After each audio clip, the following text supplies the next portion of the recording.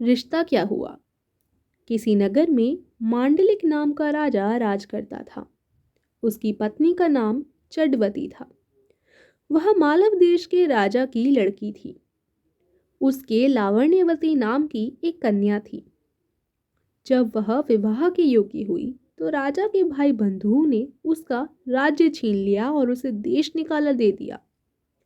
राजा रानी और कन्या को साथ लेकर मालव देश को चल दिए।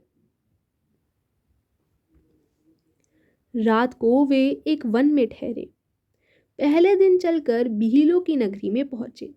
राजा ने रानी और बेटी से कहा कि तुम लोग वन में छिप जाओ, नहीं तो भील तुम्हें परेशान करेंगे। वे दोनों वन में चली गईं। इसके बाद भीलों ने राजा पर हमला किया।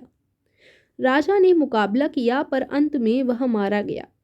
भील चले गए। उसके जाने पर रानी और बेटी जंगल से निकलकर आईं और राजा को मरा देखकर बड़ी दुखी हुईं। वे दोनों शोक करती हुई एक तालाब के किनारे पहुंची। उसी समय वहां चंड सिंह नाम का साहूकार अपने लड़के के साथ घोड़े पर चढ़कर शिकार खेलने के लिए उधर आया। दो स्त्रियों के पैरों के निशान देखकर साहूकार अपने बेटे से बोला, अगर ये स्त्रियां मिल जाएं तो दोनों में से जिससे चाहो विवाह कर लेना। लड़के ने कहा, छोटे पैर वाली छोटी उम्र की होगी, उससे मैं विवाह कर लूंगा, आप बड़ी से कर लें। साहूकार विवाह नहीं करना चाहता था पर बेटे के बहुत कहने पर राजी हो गया। थोड़ा आगे बढ़ते ही उन्हें दोनों स्त्रियां दिखाई दी। साहूकार ने पूछा, तुम कौन हो? रानी ने सारा हाल कह सुनाया। साहूकार उन्हें अपने घर ले गया। संयोग से रानी के पैर छोटे थे, पुत्री के पैर बड़े, इसलिए साहूकार ने पुत्री से विवाह किया, लड़के ने रानी से, और इस तरह पुत्री सास बनी और माँ बेटे की बहू। उन दोनों के आगे चलकर कई संतानें हुई। इतना कहकर बेताल बोला, राजन बताइए, माँ बेटी के जो बच्चे हुए उनका आपस में क्या रिश्ता हुआ?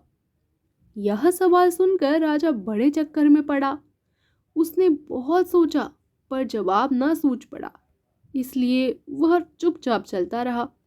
बेताल यह देखकर बोला, राजन कोई बात नहीं है, मैं तुम्हारे धीरज और पराक्रम से खुश हूँ।